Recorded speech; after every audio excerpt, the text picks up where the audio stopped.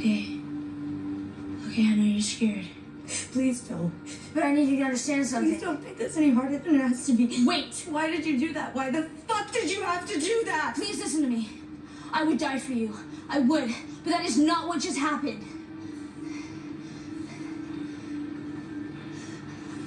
Fuck. I'm immune. I can't get infected.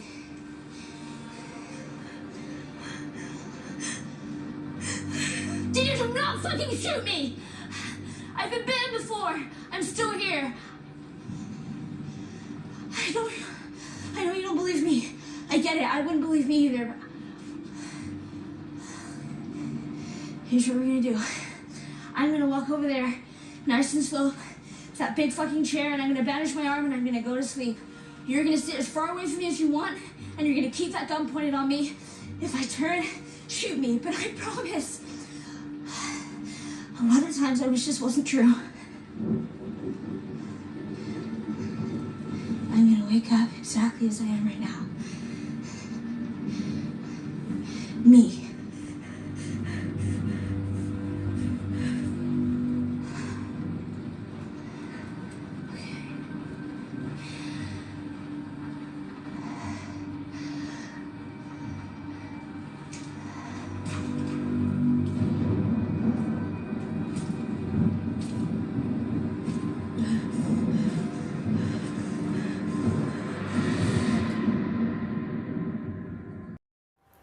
What's going on, guys? Bart here with Tully Television. I want to thank all of you for stopping by, tuning in, staying tuned.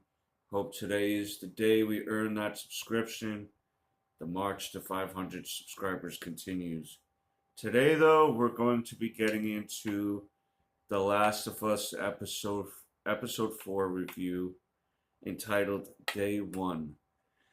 This picks up basically day 1 in Seattle when Elle and Dina finally make it to Seattle. But how this initial episode starts is we come across Jeffrey Wright's character, who's going to be playing Isaac Dixon, basically a leader or one of the leaders of the Wolves. Okay. And the other main characters is primarily spotlights is Elle and Dina. We open up with a bunch of Fedra agents in one of their Fedra trucks getting barricaded in, and we see some, as what Fedra calls them, voters, okay? Regular citizens who their right to vote was taken away once the quarantine started happening. So Isaac, right? I was going to call him Jeffrey Wright's character. Isaac comes out of the truck, has one of the newer officers come with him. By the way, the Josh Peck cameo, chef's kiss, okay? He's grown to be to be able to play such a dickhead character, I tell you. He's been in a few things that get a chuckle out of it that he's been in. One of them is a horror movie, but I'm going off a tangent here. You can tell he's kind of a dick, frat boy type of personality.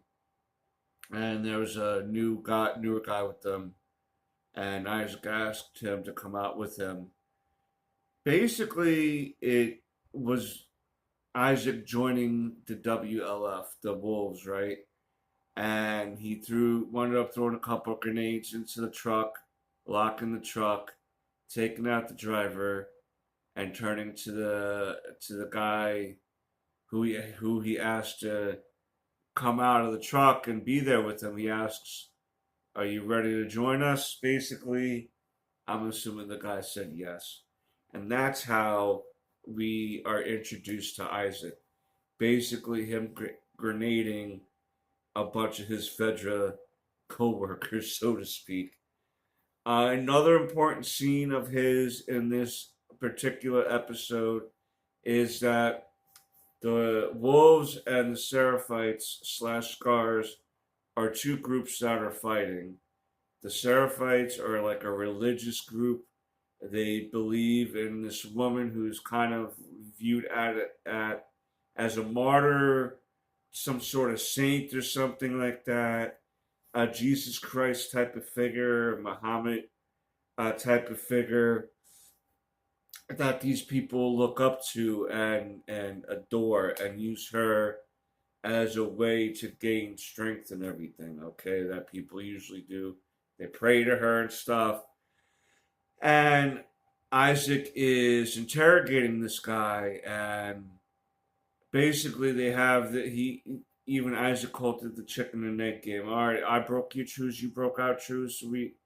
I'm not doing this. Where's the next attack? You know, Isaac makes it a point of saying you're killing our children, you're killing unarmed men, and he's accused of the same thing. In war, I guess we can all do things that we normally wouldn't do without the walls or constructs of civilization, right? Morals and ethics rule us, and the fear of those consequences is what keeps us in check. But when there's nothing else to be left in check for us, how monstrous can we become? Are we just as much of the monsters as the clickers themselves? Oh, how deep, right? um, and he winds up getting to this thing about how he loves cooking, and there's these copper cook pans that he likes that are from France, and he uses that heated up to scar the guy's hand.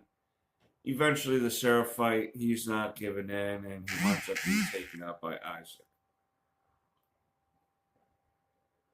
Those are going to be the two most important scenes of this episode for him. After that, there's an interesting thing that the Seraphite says to him. He was like, every day more of your people come join our side, but no one on our side will go and join you guys.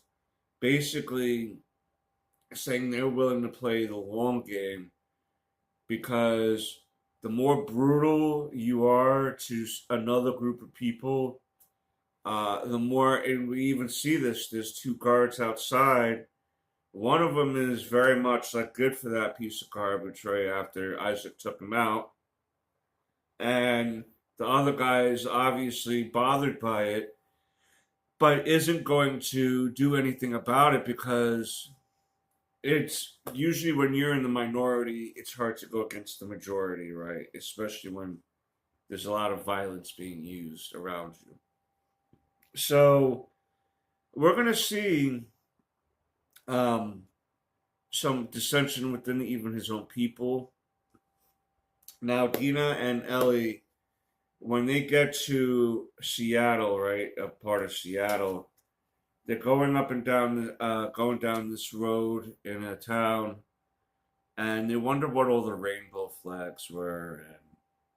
And obviously, in today's world, we normally associate rainbow flags with the LGBT plus community, and so they must not, be worried about, you know what I mean, like people aren't thinking of pride flags in the apocalypse so much. But it was interesting that they, especially with Elliot and what happens later on in the episode. Um, but yeah, they were kind of curious about that, and they wound up getting into this old record store that Elle was. You seen a Bob Marley vinyl, a Tears for Fears vinyl in there, couple other artists. Elle's a big music fan, and when she went up, she seen a bunch of guitars, and she took an acoustic guitar out and was tuning it, and wound up playing Aha's "Take on Me" song as Dina was listening to her, brought her to tears. And we get like one of the first references to Joel since his unfortunate passing due to non-iron, an iron overdose. um, and Ellie is acknowledging she learned a lot from him, and they kind of then just leave the guitar and they linger on the guitar for a few moments to kind of reminisce about Joel and remind you why they're there, right? For Ellie's revenge. And Abby has yet to be seen in the last two episodes since the murder of Joel, but sooner or later, I'm assuming we will come across Abby.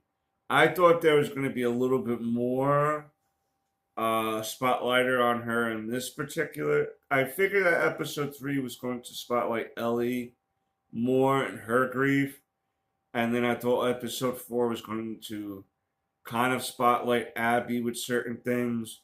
But no, it's day one of Ellie and Dana's adventures in Seattle. They make their way, Ellie and Dina, to a pharmacist um, or a pharmacy to look for meds and stuff. And we wind up finding out later on, after Elle and Dina escaped from the wolves, because they were all right. So where they went, where Elle and Dina went, they went to where they thought wolves would be at. But there's a bunch of people that were hung from the rafters and gutted, and it was the Seraphites that did that. Now, one of the wolves had called in backup before Elle and Dina came across them. So when they were there, Elle and Dina, backup was already kind of entering the area. They got caught in a way, discovered, and they had to escape finally to a subway station. To then where, when they're in the subway station, not only are they trying to escape from the wolves, clickers make their way into the subway station too. So now they have to escape from two different groups of enemies. And eventually they do. But in the process, Ellie allowed herself to be bitten by a clicker to protect Dina. Dina starts bugging out, thinking Ella's going to change, to shift. She had to come clean about being immune. And eventually, over time, when Dina seen that she wasn't changing, she believed that Ellie was immune. And she gets into why the tattoo is covered the other bites, because she didn't want people to know that she was immune. And eventually, you can kind of figure that Dina will learn about the truth of what happened at the end of season 1. Ella's going to explain to her probably why there was beef. But obviously, there's no more beef on Ella's part. She's just going to explain probably what happened. As they're in this abandoned theater, and she sees Elle didn't change, she admits to Elle that she's pregnant. Dina is pregnant by Captain Wyoming. No, obviously by her boyfriend that was at Jackson still. And Elle turns around, she's like, "We're having a baby. We're having a baby. I'm going to be a dad." And it's like, sure, I guess. You know what I mean? I'm sure that blew some people's brains apart when they heard that. To me, I sounded a little goofy coming from this 5 foot nothing, 100 pound nothing, petite woman. I'm gonna be dad. Like, okay, okay, you know. But and so that's it. Dina's pregnant. We kind of, some people figured that because of the games. You know, they kind of know some of the story, and there was this cute little scene where, I guess, because we've all been there, where Dina and Elle do make the loves, all right? They're making the loves. And the next day they wake up and Elle goes to kiss her. and it was the morning breath. We've all woken up to morning dragon breath. Okay, I tell you that. That I think we've all woken up to. And basically, then at the end of the episode, they hear over walkie-talkie that they stole from one of the dead wolves that there's some sort of battle or situation going on. They went to the roof and were able to see where that area was. And Elle basically asks Dinah if she's willing to go, Dina. And because now that she's pregnant, things have changed and she agrees to go. She's basically saying, where you go, I go. Okay. And that's where the episode ends. I think that this episode was interesting with the Isaac scenes because you're kind of realizing the mind frame of this character, that he's willing to go to pretty extreme lengths for his views and for the people that he feels like he's protecting. It's going to be interesting now to see the dynamic between Elle and Dina change. Now that they're officially a couple, you know, now you see why it was kind of funny with the what's all these flags about? You know what I mean? It's just silly because you don't need really a flag.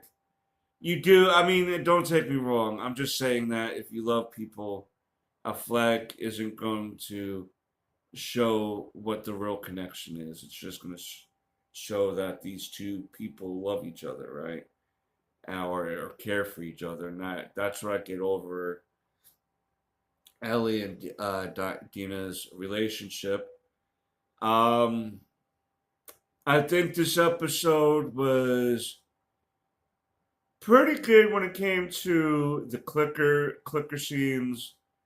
Kind of will put this as a 7 out of 10. It progressed the story in certain ways, and it did show Dina and Ellie making a deeper connection and certain truths coming out. But as far as it was okay. You know what I mean? I'm starting to feel like you can't always have action. You gotta have exposition, right? You gotta have scenes where people are conversing and stuff like that. I don't want to say that this exactly was a filler episode because it's only 10 episodes, but I feel like for the greater scheme of things, the only progress we really got was coming across Isaac, and then Dina realizing that Ellie is immune and that Dina is pregnant. But yeah, that's my views on the episode. What are your views on the episode? Let me know down below. And until next time, peace, Snookums.